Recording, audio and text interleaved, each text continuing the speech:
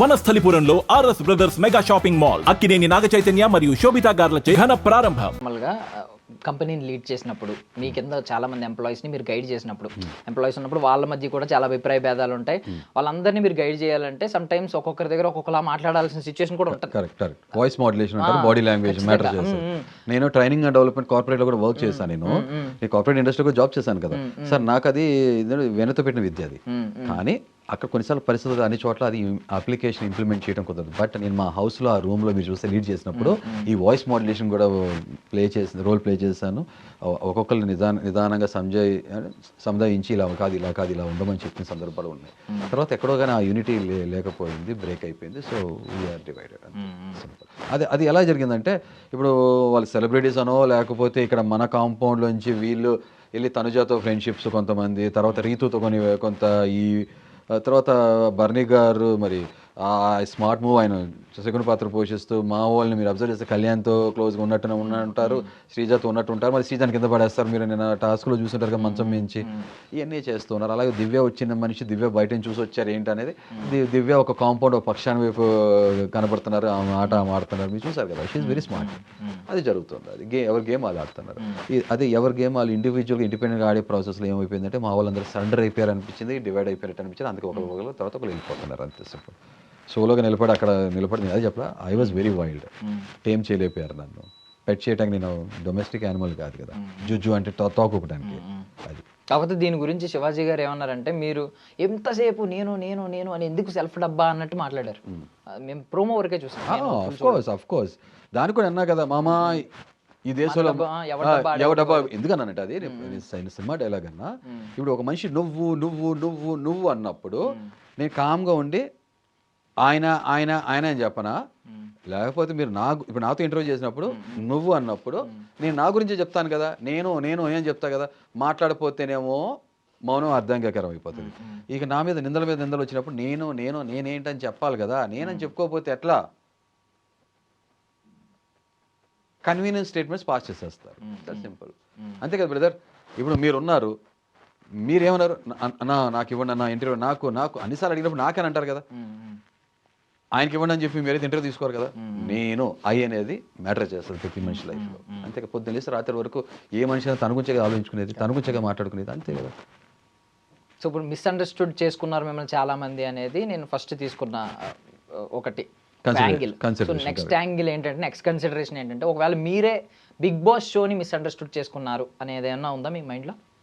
వాళ్ళు నేను కరెక్ట్గా అర్థం చేసుకోలేకపోయాను, ఇలా ఉండకూడదు, ఇలా ఉంటే బాగుండేది అంటే మీరు అన్నారు ఒక మాట, ఏమన్నా నేను రియాలిటీ షో కాబట్టి రియల్గా ఉందాం అనుకున్నాను, ఫేక్గా ఉంటేనే సెట్ అయ్యేది. సో ఒకవేళ మీరు అన్నట్టు బిగ్ బాస్ షోలో గేమ్స్ ఆడాలి అంటే ఏంటంటే స్ట్రాటజీస్ అవి వేయటం, ఎత్తుగడలు, రాజకీయాలు, కుతంత్రాలు ఇలా చేసుకుంటూ వీడు వాడుకుంటూ వీడి మీద ఎక్కేసి వాడి మీదకి వెళ్ళాలి, ఆడి మీద ఎక్కి వీడు వెళ్ళిపోవాలనుకుంటే మాత్రం అలాంటి చీప్ ట్రిక్స్ ప్లే అయితే నేను ఆడను. ఓకే, ఆర్గానిక్గా జెన్యూన్గా ఉంటా. నేను ఇందాక మీతో అన్నాను కదా, ఇప్పుడు నేను ఓనర్ అయ్యాను, ఎల్లుంటే రకంగా ఉండేదని చెప్పి అన్నాను. ఇప్పుడు మేము కూర్చొని లీడ్ చేసాం, అరే లీడ్ చేస్తేనేమో లీడ్ చేశాను అంటున్నారు, గైడ్ చేసిన దాన్ని. అలాంటి గేమ్ ఆడలేదని మీరే అంటున్నారు. మీరే కాన్ఫ్లిక్ట్ ఆఫ్ ఇంట్రెస్ట్ కాంట్రడిక్ట్ చేస్తున్నారు మీ స్టేట్మెంట్స్, మీరు అబ్జర్వ్ చేస్తున్నారు.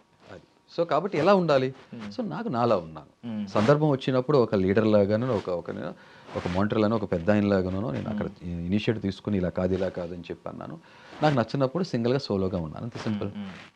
ఆప్టిమిజంతో మీరు ఏమన్నారంటే, ఆప్టిమిస్టిక్ పర్సన్ కదా, ఏమన్నారంటే మేబీ నా షోల్డర్ వల్ల నేను ఎక్కువ ఇంటిని మిస్ అవుతున్నాను, హరితని మిస్ అవుతున్నాను, ఏదో ఒకటి నేనైతే బయటకు వచ్చాను ఓకే అన్నట్టు మాట్లాడారు. బట్ నెగిటివ్ చూడాలి కదా అసలు ఎందుకు అనేది. బికాస్ ఒకటి ఏంటంటే మ్యాటర్ ఏంటంటే, ఎవరికి స్టార్డమ్ ఎక్కువ ఉంది, స్టార్డమ్ బట్టి కూడా ఓట్స్ పడుతూ ఉంటాయి. బట్ అది పక్కన పెడితే ఏమైనా నెగిటివ్స్ ఉన్నాయా, నేను ఎక్కడ నెగిటివ్గా కనిపించాను పీపుల్కి అని మీరు అనలైజ్ చేసుకుని ఉండాలి ఎప్పటికి. సో మీ అనాలిసిస్ రిపోర్ట్ ఒకసారి అనలైజ్ చేసుకున్నాను. ఇప్పుడు మన హోస్ట్ గారు వీకెండ్ చెప్పినట్టు ఎంటర్టైన్మెంట్ యాంగిల్. ఎంటర్టైన్మెంట్ ఇండస్ట్రీలో నేను ఫర్ ఎగ్జాంపుల్ చెప్తాను మీకు. ఒక మూవీస్ మనం చూసేటప్పుడు మూవీస్ రకరకాల జోనర్స్ ఉంటాయి, అవునా కదా. ఎంటర్టైన్మెంట్లో కామెడీతో వచ్చేది కూడా ఎంటర్టైనింగే, హర్రర్ మూవీ కూడా ఎంటర్టైన్మెంటే కదా. ఇప్పుడు నాలో కామెడీ యాంగిల్ చూడాల, ఎంటర్టైన్మెంట్ని వేరు ఆస్పెక్ట్స్లో తీసుకోవచ్చు. ఏమో నాలో సీరియస్ ఎలిమెంట్ చూసారేమో, అవునా కదా. ఒక సినిమాలో కూడా కమెడియన్ కామెడీ చేసేది కూడా ఎంటర్టైన్మెంట్, నవ్వుకుంటాం. ఒక విలనిజం చూపించింది కూడా ఒక రకమైన ఎంటర్టైన్మెంటే కదా. కంటెంట్ వస్తుందా లేదా? సో నాదొక పర్సనాలిటీ, ఆ రూపేనా మీరు ఎంటర్టైన్మెంట్ చూసి ఉండొచ్చు. హ్యూమర్ అనేది కనపడలేదు, దాని రీజన్ మీకు చెప్పిస్తాను కదా. హార్ట్ లేదు, హ్యూమర్ లేదు. కానీ కొన్నిసార్లు మచ్చుకి మీకు ఎలా మెరుపుతీగా అమ్మ వచ్చి వెళ్ళినట్టు కొన్నిసార్లు సందర్భాల్లో వచ్చినాయి కదా. థమ్స్అప్ దొంగతనం చేసిన దాంట్లో మీకు హ్యూమర్ కనపడలేదా? షాంపూ లేదా కండిషనర్ దాంట్లో హ్యూమర్ కనపడలేదా మీకు? మరి అలా హ్యూమర్ సందర్భాలు ఉన్నాయి కదా. దివ్య ముందు ఇలా నుంచిన దాంట్లో అలాగా హ్యూమర్ కనపడలేదా? ఏం కావాలి? కామెడీ పీస్ లాగా కమెడియన్ లాగా అయ్యే చేసుకుంటూ వెళ్దాం కదా. రకరకాల సందర్భాలు రకరకాల సిచ్యువేషన్లో ఉంటాయి. అంత జరిగిన తర్వాత కూడా కొంచెం నేను ఎంతో కొంత కనపడ్డానంటే అది మీరు మరి చూసారా లేదో నాకు అర్థం కాలేదు అంతే సింపుల్. సో ఎంటర్టైన్మెంట్ యాంగిల్ కనపడలేదేమో ఆయన చెప్పినట్టు. టాస్క్లో పార్టిసిపేషన్ అంటే సింపుల్. నాకు ఎలాంటి ఛాలెంజెస్ ఉన్నా కూడా వెన్ కంపేర్ టు బర్నీ గారు నేను ఇంకా టాస్క్లు ఎక్కువ. బట్ ఆ మనిషి ఎందుకు ఉన్నారు మీరే ప్రశ్నించుకోండి, మీకే సమాధానం దొరుకుతుంది. ఓకే, సంజన ఏం టాస్క్లు ఆడుతున్నారు, ఎందుకు ఉన్నారు? సెకండ్ ఎంటర్టైన్మెంట్ తర్వాత నెక్స్ట్ మీరు చూడాల్సింది ఇంటి సభ్యులందరితో కూడా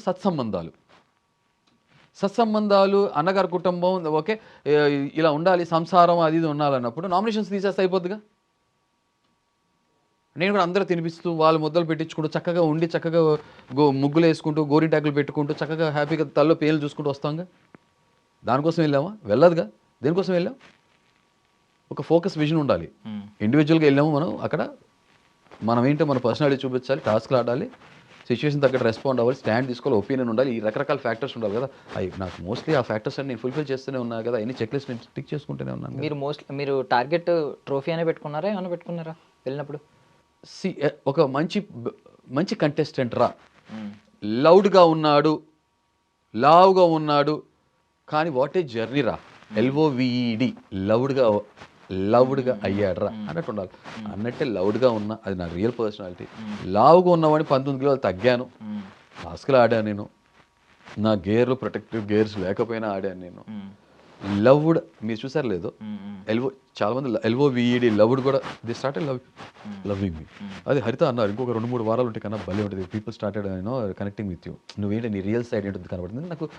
ఎందుకంటే నాకు పిఆర్ లేదు బ్రదర్, ఆర్గానిక్గా ఉన్నాను. అవును, అది నేను లాస్ట్ టైం చూశాను, నేనే పర్సనల్లీ పేజ్ చూసినప్పుడు నాకు అర్థమైంది. ఎందుకంటే పోస్టులు కూడా ఈవెన్ మీ కొంతమంది కమెంట్స్ ఏమని పెట్టారంటే, ఏంటండి మీరు అసలు ఏం పోస్టులు పెట్టట్లేదు, మీరు ఆ పోస్టులు కూడా మీరు ఇన్స్టాగ్రామ్ చూసి నేను చేస్తా, హరిత పెట్టిన పోస్ట్ కాదు, నన్నుగా ఇష్టపడి ఒక అభిమాని ఎక్కడో మైసూర్లో ఉన్న అతని పేరు కుమార్ అంట, అతని పేరు.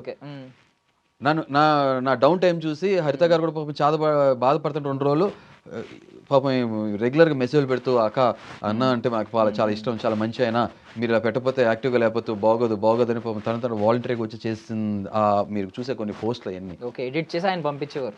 అసలు రియల్గా ఇది 24/7 ఉంటాయి కదా, కొన్ని కనపడిన ఏదైతే ఉంటాయో చూపించినవి అవన్నీ తీసి నాలో ఉన్న రియల్ సైడ్ నేనేంటని తెలియజేసి పాపం ఆ పుణ్యం కట్టుకున్న మనిషి అతను. నాకు పిఆర్ లేదు, ఆర్గానిక్గా ఇలా చేసే వాళ్ళు ఎంతమంది పిఆర్లు పెట్టుకోవాలా? అదే చెప్తున్నా కదా, స్ట్రాంగ్ ఏం నమ్ముతానంటే ఆర్గానిక్గా ఉండాలి, ఎథికల్గా ఉండాలి, మ్యానిపులేట్ చేయకూడదు, ఓటుకి నోట్లా ఉండకూడదు, అడగకూడదు నన్ను. నా సిద్ధాంతం ఏంటంటే ఎవరు నేను ఓటు అడగకూడదు, నేను జెన్యూన్ పర్సెంట్ ఓటు వేయాలి, సపోర్ట్ చేయాలి. ఆ విలువల ప్రిన్సిపల్తో స్ట్రైట్ ఫార్వర్డ్గా ఉన్నా కదా, ఎంత మంచికి రోజులు లేవని అంటాం కదా, అదే నేను ఇక్కడ ఉన్నా, సింపుల్. మరి ఇదే మాట